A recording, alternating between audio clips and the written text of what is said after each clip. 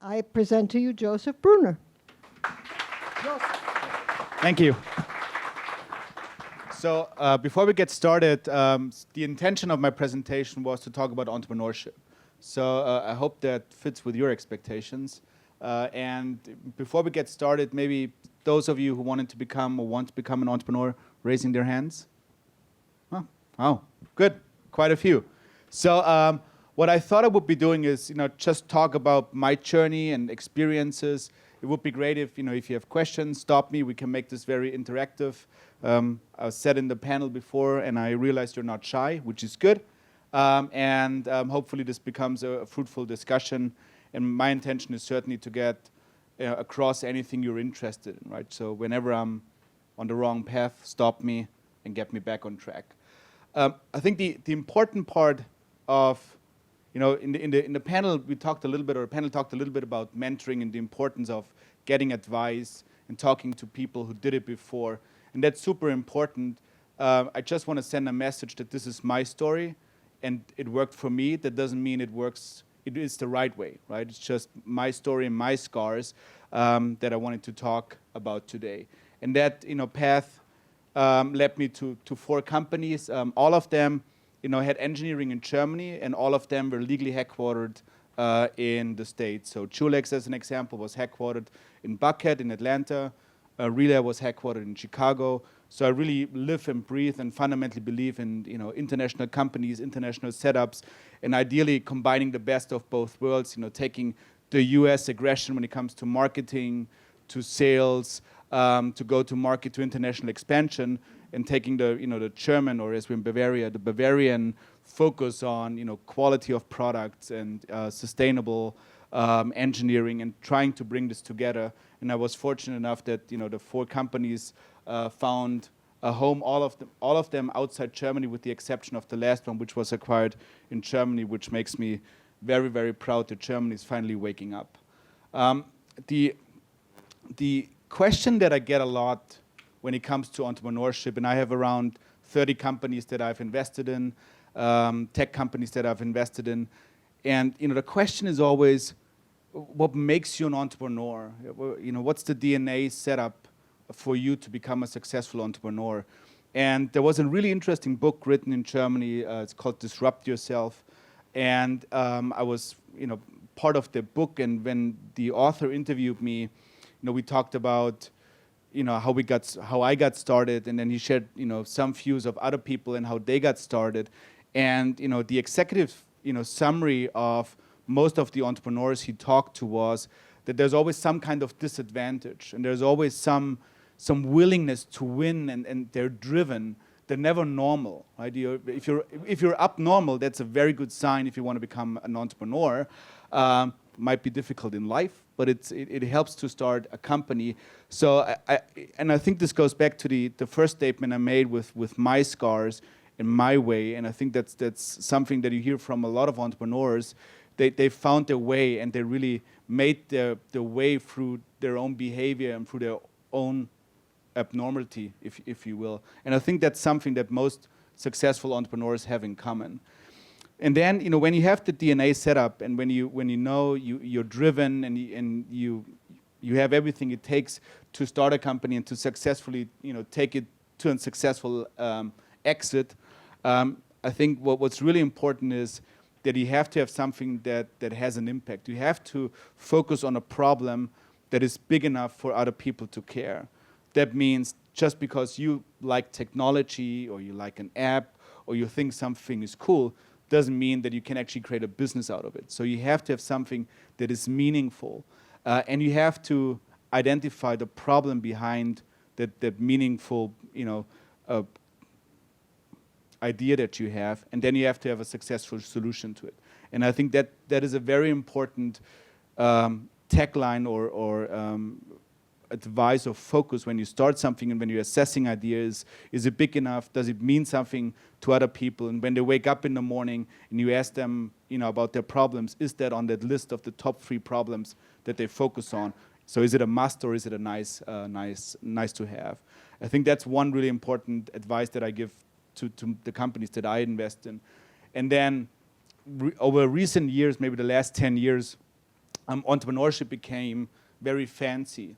And what I see a lot is there's a lot of people who want to become entrepreneurs, but they just see the romantic side of it. In the previous panel, the person on the right mentioned there's a lot of dark sides around entrepreneurship, and that's something that nobody talks about, right? And everybody talks about this in a very romantic way, and it's not romantic. It's hard, and sometimes it's very brutal, and you have to be ready to to live that life, right? And that's the big difference between an entrepreneur and an entrepreneur. And I think as we talk in a very romantic fashion around starting companies, there's a lot of entrepreneurs out there, and you have to really understand, are you willing to do everything it takes and all the sacrifices to build these companies?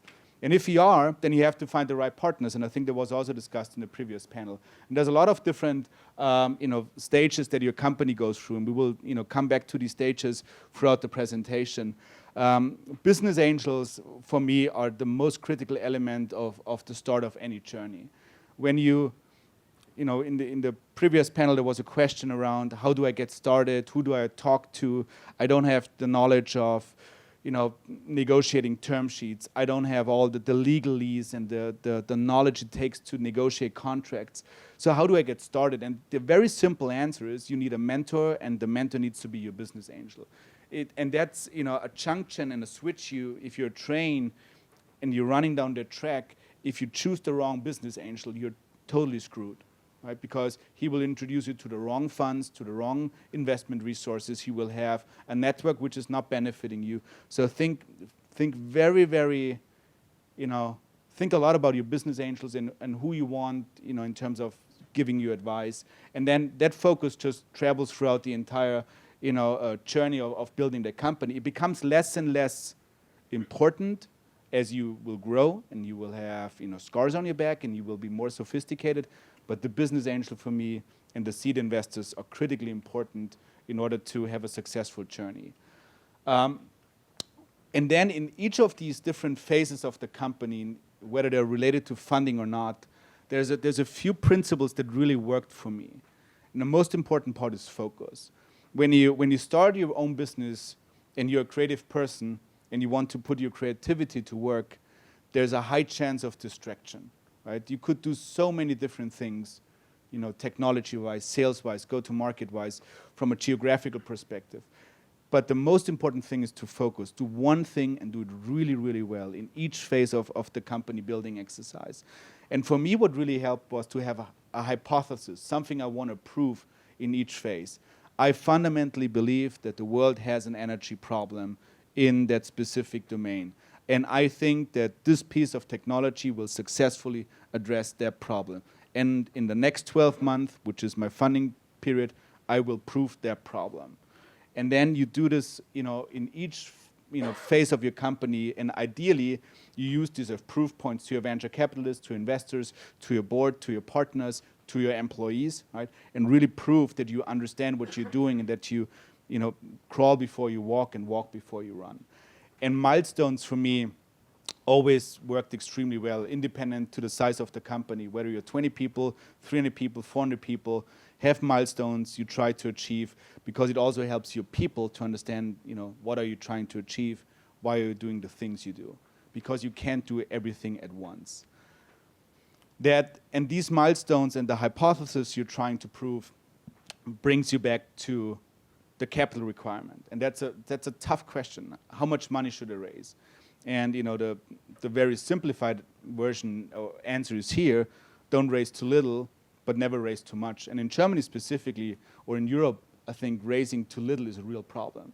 So in my last company, relayr, my series, Kleiner Perkins, led to Series A, and I had a lot of offers. Series A was 11.6 million, so not a lot, right? But the company didn't necessarily resonate well in the European market, and I got a lot of offers for $7 million. But I knew if I raised $7 million, I can see the finishing line in terms of my next milestone and the hypothesis, but unfortunately, I starve and die before I reach it, right? So sometimes it's fundamentally wrong to not raise enough money because you will not make it to that milestone. right? So you can either adjust the milestone, or you can look for other alternative funding sources. But for me, that was always a very, very important piece of advice that somebody gave me. So sorry, one question Yeah. here. When we invest, and sometimes we don't invest enough, then once, I mean, back to your example, only raising 7 where you need 11. Those investors that invested the 7, they won't get the company belly up for the remaining 4 million once you are there, right? So I would assume that typically you will kind of be able to raise additional funds once you are there, because people are already so much locked in and don't want this company to fail. Yeah, I would agree theoretically. The problem with that approach is time. Yeah. Because raising a round of financing costs 6 months of productivity, right? So you raise 2 rounds in 1 year, you have spent 1 entire year fundraising. That's why it's very, very problematic, right? The advantage that you have as a serial entrepreneur is you just fund it yourself, right? So relayr, Tom and I just funded a company for the first 18 months ourselves, and we grew it to 50 people and said, screw it, we just fund it, right? It's fundamentally wrong. But if you're a first-time entrepreneur, you have no options, right? And then, it's better than failing, I would agree. But that's an advice that I give it comes back to the business angel question also, right? And I think you're right, because if you have the right investors, they will understand it. And you talk to them, it's like, I can't achieve it. It's physically not possible to do it. And then they will give you more money. But timing is something that a lot of people underestimate, right? It's hard to raise funds. It really is, from the right people. And then, coming back to the advice part, that's when you're in the lucky position that you successfully grew a few companies, you get a lot of requests for mentoring, and I love it. I love investing, I love mentoring people, and I pick them very, carefully, because I want to make sure I can add value, right? But also, what's really, really important is when you request mentoring and when you seek for advice is that you don't ask somebody the question, what should I do in this situation? But ask somebody, help me understand, what's the thinking process of solving a problem, right? Don't tell me what to do, teach me how to solve problems. And that's something that a lot of people don't really do, right? It's like, you did it before, so help me, how would you do it? I said, I'm not in your situation. I don't understand the problem entirely. I can help you understand grasping the problem and trying to come up with the fundamentals, but you have to come up with the problem yourself, the solution yourself. And that's something that I think is very, very important. And when I do, in relayr as an example, I have an entrepreneurial launchpad, right? We have employees that want to start their own companies. We fund them, we basically help them as part of a little incubator exercise to do their own things. But I tell them, you have to find your own kung fu, right? You have to be really good at the things you're doing, and then you have to do it your way, because it's not my company, it's your company. And that sometimes a lot of people don't necessarily ask the right questions, but it's really important. And for me, there were 2 people that really fundamentally changed my life. Marta talked about Tom, founder and CEO of ISS. He brought me to Atlanta. He really taught me how to build companies, the importance of culture, of honesty, of really sticking to your own, set of moral standards. So that's Tom, and the other one was Chambers, CEO of Cisco, long-term CEO of Cisco, and both of them complemented each other really, really nicely. And Chambers I meet once a quarter still. Tom and I are close friends. We meet every 2 or 3 weeks, and that's really, really fundamentally important that you have that, group of mentors, or that one mentor that really helps you grow as a person, that shares, the war stories and the scars. Really, really important for me, not only professionally but also personally. So we talked about the importance of the right funding resource, and I understand when I talk to founders and to entrepreneurs, and you're desperate and you're dying and you're starving and you have liquidity problems and you just need money, you take everything you possibly can, but it's not the right thing. You have to really be focused on getting the right, funding partner, the right funding resource. So I always tell, when the way that I judge whether I invest somewhere or not is by the due diligence that the people do on me, right? And if they don't do proper due diligence on me, the likelihood that they do proper due diligence on the other funding partners is, doesn't really exist, right? So that's really, really important. If you do something, focus on getting the right people. Understand if it's, if it's professional money, where are they in their fund cycle? Are they early? Do they understand what it takes to be an entrepreneur? Have they been entrepreneurs themselves? Because this will help them understand your problems better. Are they risk takers? Are they bankers? Never, most of the VCs invest other people's money, and most of them never, started their own companies. That makes it really hard for you to have a discussion around challenges in fundraising, in company building. So find somebody who can actually have a proper discussion and adding value when they talk to you. And then something I never figured out was timing. Timing is so hard. I think it's very, very dangerous if you want to be the first one in the market, because you actually pay for educating the market. Right? You do go-to-market. You prominently highlight the problem that you're trying to solve. That it's very, very expensive. So you might just die right when the market is actually taking off. That's challenging.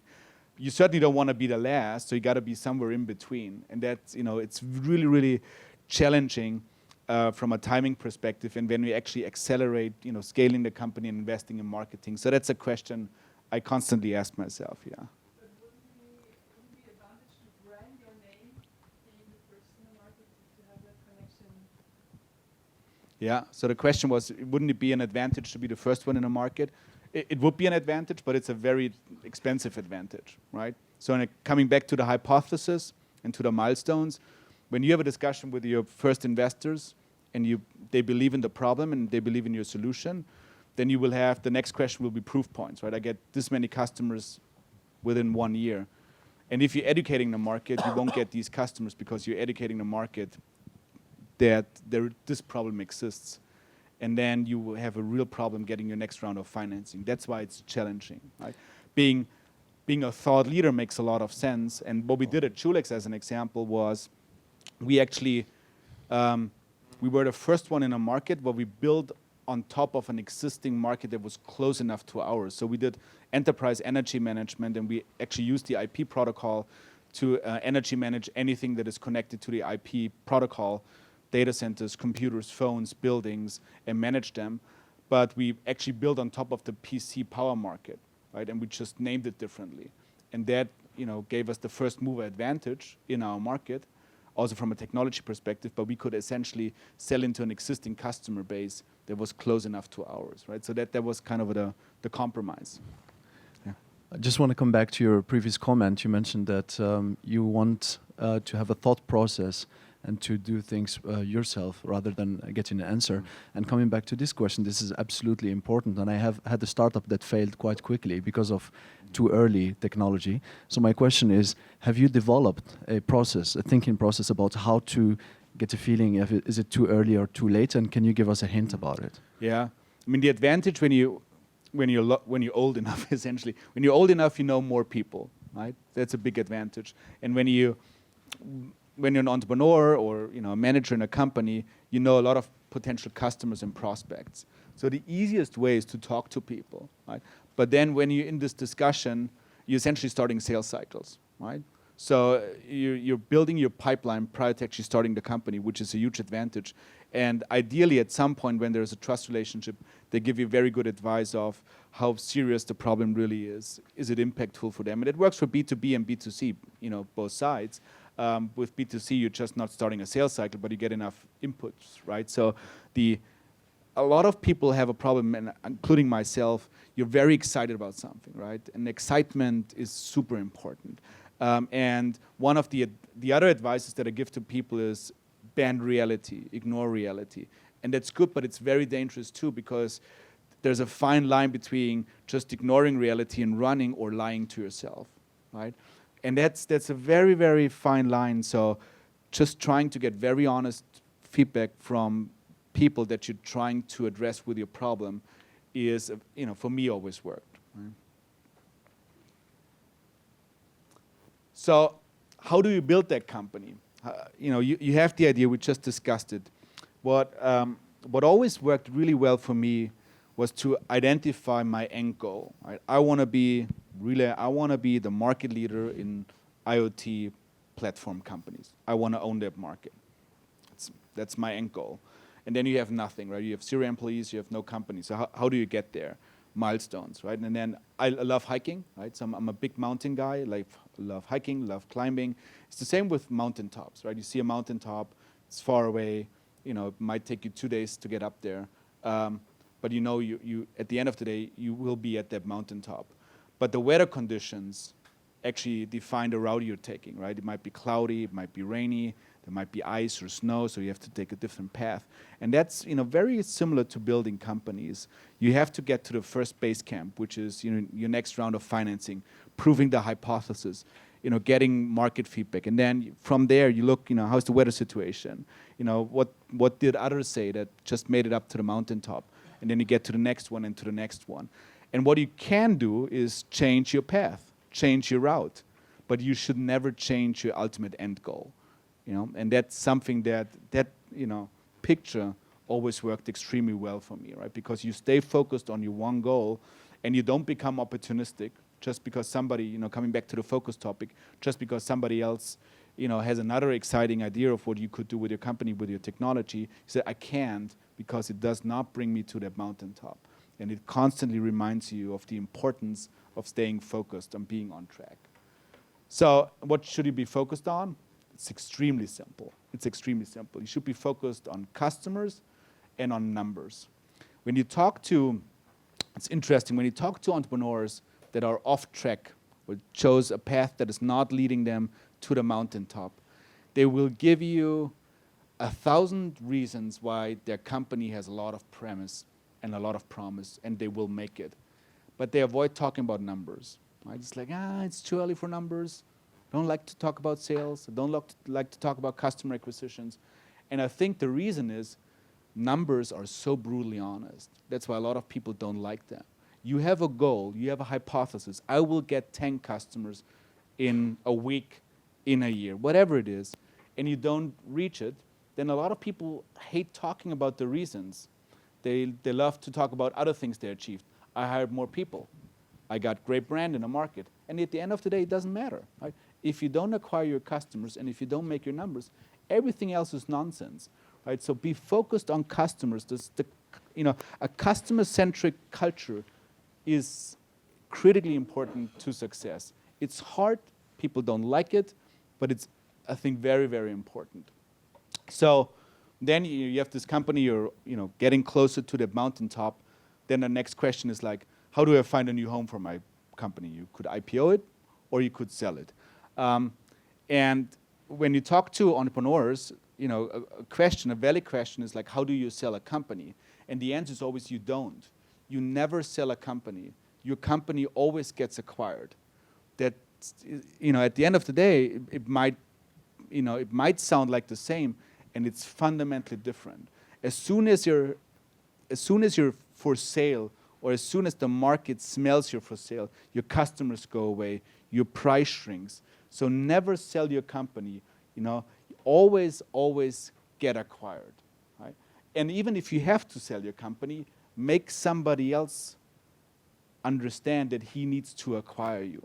That's it's a cultural thing that is fundamentally, it adds a 0 to your price tag. Right? It's that zero. It's that serious. And then when you have people that are interested in your company, you have to create competition, because competition is the only way to make somebody else pay a strategic price. And coming back to the discussion we just had with fundraising, the VC industry has the same problem that the companies that potentially acquire you have. They think in a matrix, in numbers, in filters. They go like, your recurring revenue is $1 million, so I pay between 5 to 10 million with you. And that's a discussion you don't want to have. You go like, no, I will fundamentally change your core business, and you will do 2% more margin with my technology. With my technology, you will create the stickiness you've never seen before. with my technology, I'm so embedded in your competitor's core product that if you take me out, they will lose 1.5 years of market traction. You'd fundamentally change the dynamic of the discussion. But in order to do so, you have to understand your acquirer. You know, what language is he using? What's his core problem? So when we got acquired by Cisco, we were the first IoT acquisition, software IoT acquisition that Cisco made. And the entire challenge that Cisco had was, how do I become a services company, recurring services company? So they needed the expertise. They were also challenged by shrinking margins in their core business. So the entire discussion with them was around the impact we're having on their core business in terms of more margin and help them to compete with HP. That was the pitch back then. And then we had 2 other bidders in the race, and the pitch was entirely different, right? And a lot of people make the mistake that they think it's about them and their company, and then they talk about their growth and why their company is so great. And it doesn't really matter because the person you talk to might not understand you. So help him be successful. Make him your sparring partner. And they have to be in a camp with you. And then you as an entrepreneur, as a CEO, you have to make sure that he trusts you enough that he sees you in his camp versus your investors versus the board. That's very, very important in order to get a sustainable price tag. So contextualize everything you do, language-wise and the pitch, and always focus on not losing your customers. It's very, very challenging when you're in an acquisition process and you create competition. You have 3 different bidders in the mix. A lot of people then forget to run the company and operate the company. And then none of these deals goes through, and then you have a real problem because you lost 1 year of operation, right? So that's something that you have to keep in mind. So investment banks. I'm not a big fan of investment banks. I'm not saying they're not good. I'm just saying if you follow that logic that we just talked about, which again is my story, it doesn't have to be the right story. If you follow that logic and you hire an investment banker, you're not in the lead anymore. You're immediately stepping aside and you're telling the VCs you want to raise money from or your potential buyers, I'm not smart enough. I can't do it. Somebody else has to do it. I'm inexperienced. Somebody else is chiming in. And that's very, very challenging because you will not be able to create that camp, right? That trust relationship immediately goes away. Everything becomes very, very remote and very distant. The way that you could spin it is, you could say, I have so much interest in this company. There's so many bidders, and I don't want to sell. So if you're really interested, talk to these guys because I continue, building this company and making it successful. If you spin it that way, it might work, but the trust relationship, that desperation of the bidder, that goes away. So I think it's it certainly is a market because there's a lot of banks out there, but I think it's challenging and you really have to be in the driver's seat. The other really interesting experience I made, specifically when I invest in companies, but also the learning experience I went through is, I think that the headline could be ego. It's really hard, or it's very unlikely that a CEO who is really good and a founder who is really good in building this 20-person company is also the right guy to run that 1,000-person company. Same for a product guy, for everyone in a company. And it's very logical, right? If you have a few hundred people, you have to manage the company. You have different problems. You need different capabilities and a skill set. But a lot of people don't really see it that way. So you always have to question yourself: am I still the right person, in that job, in running that company? Can I add value to the company? And take your ego out of the equation and think of your, how much is my stock package worth today? If I bring in somebody else and he takes the company to the next level and he does all the things I don't want to do, right? Scaling, HR, introducing processes. That's something that a lot of entrepreneurs and founders don't want to do because it's not very creative. It's very structured. It's the opposite. You're essentially increasing your own net worth, right? So that's something that a lot of people don't do, and they always think, I was the one who started it and I will exit this company. And that might not be the right thing. And it does not mean you're not a good person. It just means, you're smart enough to understand your own strength and your own weaknesses. which I think is very, very important. For me, what there's two things that are fundamentally important when you get to 200, 300 people, and that somebody, I'm not very structured. I like to be creative and I love customer interactions, but if you reach 200, 250, 300 people, you have to have somebody who runs operations. So a COO for me was always critically important to make sure that we have the processes in place so that the companies can continue to scale. And you never lose focus on execution. I love execution and I hate excuses. So if you continue to focus your company on very simple things, which is typically numbers, and there's a lot of, when Klein invested in us, we also talked about OKRs and theoretical ideas on how you can increase the value of the company. But at the end of the day, it always comes back to numbers. It's actually very, very simple, and you can then execute against these simple goals. That always worked extremely well for me. So a CEO and a focus on execution was extremely important to me. One of the last slides, I'm getting to the end of the presentation, but I think one of the most important lessons for me is culture. You gotta have the right culture in the company. In the earlier discussions, there was a question around how to find the right people. And the right people are attracted by culture, right? They wanna win. They are desperate, they are hungry, they're eager to succeed, and you want these kind of people, right? These people will always go the extra mile. They will ignore reality. They will bend reality for you. So that's why it's so important to focus on culture and never sacrifice culture. You might find a brilliant data engineer, and he's brilliant in modeling and massaging data, and he's adding a lot of value, but unfortunately he's a prick, and that costs you so much. Right? And then hire 2 or 3 average data scientists that have the right culture and the right spirit.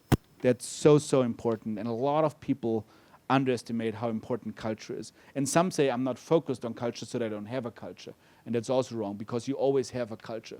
And culture will always kill. Right? It either kills your competitor or it kills your company.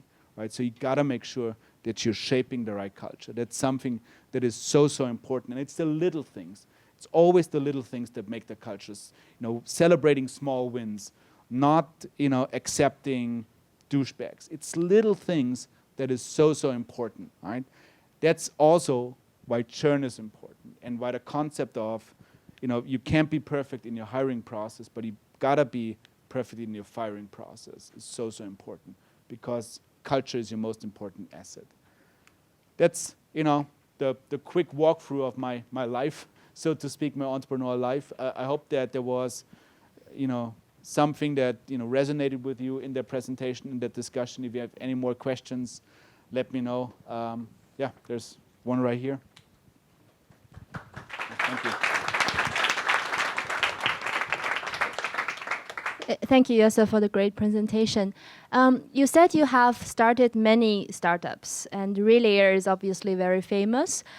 But deep in your heart, if you have to name one startup that you ever founded, which one is it? And can you say 1 or 2 sentences about it that you wish people could know, perhaps? Well, it is actually relayr. And the reason is the entrepreneurs are always driven, right? And we want to succeed, and it's typically the problem that we're addressing, and then our ability to solve the problem that excites us. relayr was slightly different because I think that the world is changing drastically, and specifically for Germany, I think it's very dangerous if we don't change quickly enough. We have 3,000 global market leaders in Germany, most of them mid-sized manufacturing customers that you probably never heard of, so-called Mittelstands companies. And if they don't embrace the change from a CAPEX society to an OPEX society, right? Consumption-based models, equipment as a service, then the next generation has a real GDP problem and wealth problem. And that's why relayr for me is so important, and why we actually chose to not exit it to a US tech company, where which is the typical poster child or template of what we did before, but having it remain as an independent company and let it grow, because I think it also has it could have a pretty big impact on society as well. So that's why I'm very emotionally attached to the company. Right?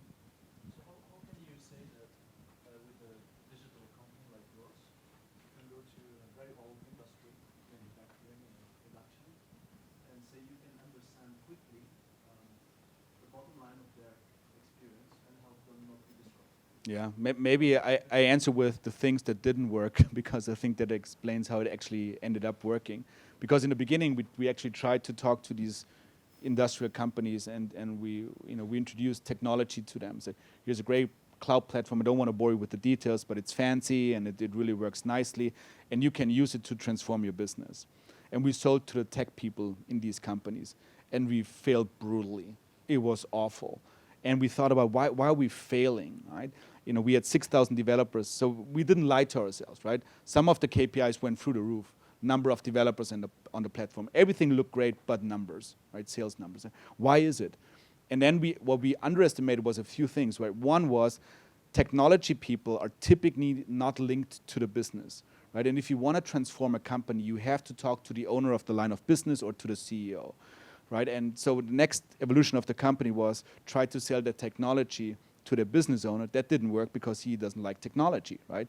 He likes sales and go to market and company building. So the next evolution was then like, screw it, right? We need to sell technology. We are, at that point, 200 people, 150 people at that point. Is that we gotta stop talking about technology. We sell outcomes only, right? Okay, what's your problem? It's margin, it's productivity, it's quality, it's new revenue. I sell you 5% in, reduction of your energy costs. I sell you 2% increase in operational efficiency. And then we didn't talk about technology at all, and that really worked, right? So that was the, how do you convince these people? Coming back, same with the M&A process. Understand their problems, talk their language, approach them with, a language they understand, forget all of the buzzwords, keep it as simple as possible, and then become, a partner. And then at the end of the day, one of our slides now, first company slide is we sell guaranteed outcomes, right? Because now we have insurance behind that is guaranteeing the outcome, which makes it pretty unique. And then the last slide is I'm not looking for customers, I'm looking for a partner. And that really resonates well, right? Two more, maybe here first and then. You mentioned culture. In your experience, what are the pillars of a culture in a company of yours? Yeah, I think culture needs to evolve, right? First of all, so the pillars change. When you're 20 people, strong as a company, you need a lot of really crazy people, right? Doing a lot of different things and people that don't fit in normal corporations. And then you grow to 300 people, you need more normal people, right? As you have to grow up as a company. So I think that a lot of people, when they talk about startup culture, think of drinking and partying, and I think that's wrong, right? Because that changes over time. But some things don't, right? And these might be the pillars you're referring to. One is honesty, is a very, very big pillar, because dishonesty creates inefficiencies, right? Because it's so, if people are dishonest and hiding because they might fear the consequences, the problems will hide for a long, long time, right? So honesty is really, really important. And the other one that's really important is very clear roles and responsibilities. And a lot of people in early stage companies have a problem taking away responsibility from one team, one person to another. It's like, no, you can both do it. You can both be a CTO. You can both be a technology leader. And that does not work. If people don't know what they're responsible for, it's really almost unfair to expect that they do their job. And then also, it's almost impossible to build a company in a way that you can help them succeed. Right? If they don't know what you expect from them, they don't know what they should be asking for, and you cannot provide the tools or the assets for them to be successful. So I would say these two pillars are independent to the industry and extremely important. So question over there, yeah. Yes, my question is about growth and communication, also maybe very much related to culture. But as your company grows and potentially opens up multiple locations around the globe, how do you effectively maintain communication on a cultural but also operational and knowledge sharing levels? Can you share a few insights? Yeah, it's super hard, right? Because you lose the kitchen talk, right? And the kitchen talk has so much value right? Because you're shortcutting processes and you're becoming very efficient. So when you grow internationally, what typically happens, you open up sales offices, right? So you're immediately removing sales from technology, extremely challenging, right?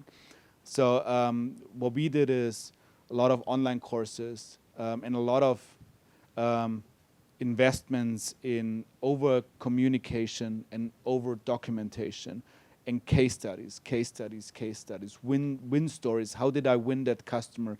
What was the part of the technology or value proposition that really resonated well? So that over documentation is important. Company summits. Martin and I just talked about. We have now 300 people in town here that we just bring together to bring the sales groups together, exchange ideas. That's almost $1 million investment, right? It's a lot of money, but it's so important to actually have them talk together, break out of their own silos. And that works. What is really challenging is M&A, right? So when we were 2 years old, we acquired a company that was larger than we were and that was 10 years old, right? And then changing that culture is so hard, right? And retaining the talent. Now we did 3 acquisitions. We will do another one fairly soon. That M&A culture assimilation is also very, very challenging, right? But again, zero compromise. If you don't fit to our culture, you might be happier somewhere else. So one more question here. You talked about entrepreneur and entrepretenders. I find that a lot of entrepreneur has usually a very strong drive, either for fame or money or passion of certain technology. What is yours, if you could share? So when I was, so I started my first one with 16, and my parents were, they had a bakery here in Germany, in Munich actually. And this was when supermarket started to offer bread. And so my parents went out of business and we lost our house, so I was essentially homeless, right? So there was pretty intense drive, yeah.